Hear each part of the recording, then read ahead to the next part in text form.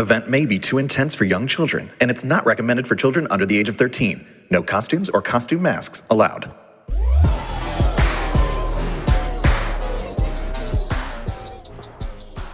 Discover Universal presents Halloween Horror Nights Haunted Tales, an anthology series exploring the stories behind Halloween Horror Nights' chilling original creations. In today's episode, we'll hear from Lora Sauls as she tells the tale of Dead Man's Pier, Winter's Wake, an original haunted house at Universal Orlando's Halloween Horror Nights 2022. A lonely girl, wrestling with the weight of expectations, learns that it's not always easy to let go, and some goodbyes aren't as final as we might hope. Here's Laura with Fisherman's Sonata. The briny air filled Sophia's lungs as she took in a deep breath. One hand grasped the handle of her well-worn violin case, while the other pulled the top of her jacket closed beneath her neck. A thicker coat would have been a wiser choice, as the ocean's air had brought its chill to the docks on this late October afternoon. The wharf was empty, and, as the historical marker Sophia Pass noted, it had been that way for almost 100 years. Dead Man's Wharf was what everyone called it, a silent memorial to sailors lost in a foggy sea on October 30th, 1931. The town was full of people who grew up by the sea, which meant they were a superstitious lot, and mostly avoided the abandoned wharf. Sophia wouldn't have it any other way. Much like those doomed sailors trapped in the cold embrace of the sea, Sophia felt trapped by family expectations. Her violin was a device that released pure beauty, but strict parents, insisting that she compete at the highest level so she might enter the finest music schools, had wrung the joy out of her love for the instrument.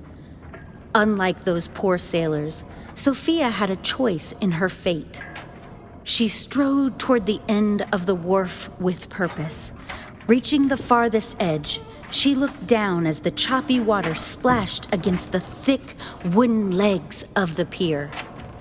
From here, she would let the violin sink into the cold waters, drowning her family's dreams while also shedding the weight of their expectations. Sophia knelt, placing the case in front of her. With 3 clicks, she undid the latches and opened it. There it was, the thing she loathed to love. Having picked up the bow in one hand and grasping the neck of the violin with the other, she stood holding them out before herself. These 2 items have never felt heavier. Her eyes closed as she breathed in deeply, preparing her soul to be rid of the objects of her parents' obsession. She could almost feel them staring her down. "What ye got there?" Sophia gasped in fright. She turned to see who had spoken and saw a grizzled old fisherman sitting on the side of the wharf. His legs dangled over the edge. Sophia had been so caught up in what she was about to do that she never heard the old man walk down the pier near her. "I'm sorry," Sophia said. "I thought I was alone out here." "If ye can play that fiddle, you're not ever alone. Them that make those strings sing can call the angels to their side," the old fisherman intoned, looking up to meet Sophia's eyes. He had a scraggly beard that was bristled out with more white than gray. His friendly smile made him squint. The skin around his eyes showed the wrinkles of someone who had spent most of their life on the deck of a ship. Wearing a mariner's cap and a long black raincoat, the old sailor looked like a picture from a history book, Sophia thought. "Well, this thing has made me feel pretty alone," she said. Sophia wasn't sure why she found it so easy to speak to the old man. There was something kind in the way he looked at her. "Ah, I see. Hanging like an albatross on your neck it is. Ye wish to be rid of it?" "Exactly," Sophia said. She couldn't contain the grin she had listening to the way this old codger talked. With a knowing kindness in his eyes, the old man said, "Well, always make sure the goodbyes are done proper. I says, If you don't mind, maybe play a tune for this old sailor before ye cast that fiddle into the deep.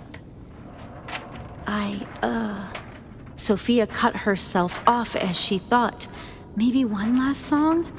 And that would make it easier to throw the violin out. She wasn't sure if she could have done it before, but maybe a proper goodbye is the best way. What would you like to hear, Mr. I'm sorry, what's your name? Sophia asked. Me mates call me Cap'n, lass. Don't reckon I've gone by a proper name in some time. Well, Captain it is, Sophia said with a smile as she knelt to fasten the chin rest to her violin. Any requests, Captain? Play me something that's like the sea, beautiful and crude, sad and happy. Bit o' darkness that's pierced by the light. Wow, Sophia said. That is not what I expected. She thought for a moment. Okay, I think I have it. Normally, I play this with a piano accompanying it, but the sound of the waves will have to suffice today. With that, Sophia quickly plucked up each string and was astounded that the instrument was still in tune after being exposed to the chilly air. Placing the violin on her shoulder, she brought up the bow and began to gently play Beethoven's Moonlight Sonata. As she played, the violin sang with joy, and then it cried with heartbreak. It seemed the waves crashing against the wharf set a perfect tempo. Sophia could almost imagine the sound of the ocean was in pitch with her violin. She got lost in the music, her body swaying along with the way she played.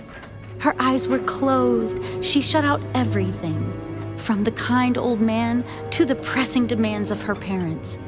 It was just Sophia and the violin. She continued her passionate playing until the song reached its conclusion. The final note gently vibrated in the air as she pulled her bow across the string for one last time. When she opened her eyes, the sun was beginning to set, and a fog was rolling into the wharf. The old man was still sitting on the edge of the pier, but he had turned his face from her. She wasn't quite sure. It seemed like his shoulders were slightly shaking, as if he was sobbing. Are you all right? Sophia asked. Ye do make them strings sing, lass, the old man said with his head turned away. A ship's horn startled Sophia. It was immediately followed by the sound of a ship's bell ringing. This wharf wasn't used anymore, but the sound was close. She looked out towards the sea, but the fog was getting thick, and she couldn't see a thing.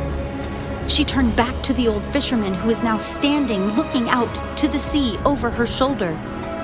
It seems it weren't the angels that heard your song this evening tide, he said with a welcoming smile that froze Sophia's blood. Land ho, me boys! Sophia turned back to see an old fishing boat emerging from the fog, heading straight for the wharf. She took off running past the old fisherman down the pier.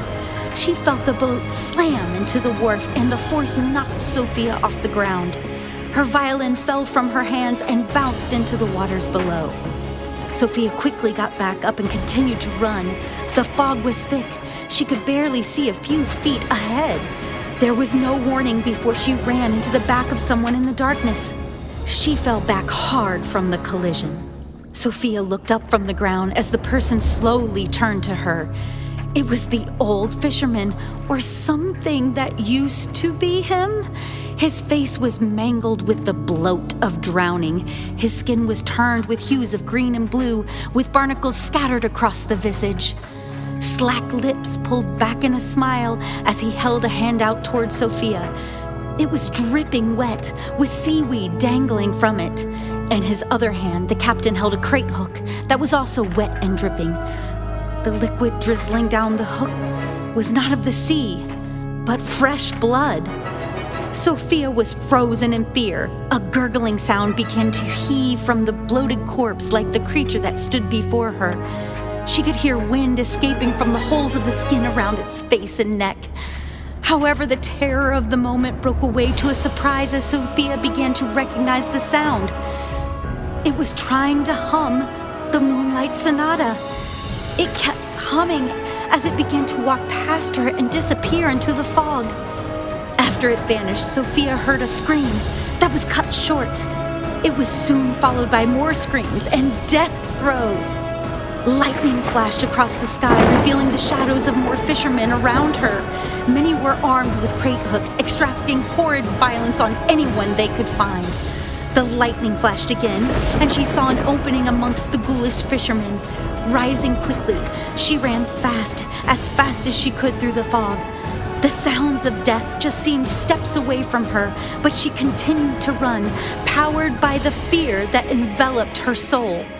Sophia never saw what caused her to trip, but it brought her down hard. A flash of lightning was the last thing she saw before her world went dark. The next thing Sophia could perceive was a numbing headache. After slowly opening her eyes, she found herself in a hospital bed. Her parents had their backs to Sophia, where they were standing afoot of her bed watching the news on television opposite of where Sophia lay. The volume was low, but Sophia could make out something about an accident involving a ship running into the old dead man's wharf. They were still learning more, but many casualties were expected. As the previous night's memories began to creep back into her mind, Sophia questioned if any of it could have been real.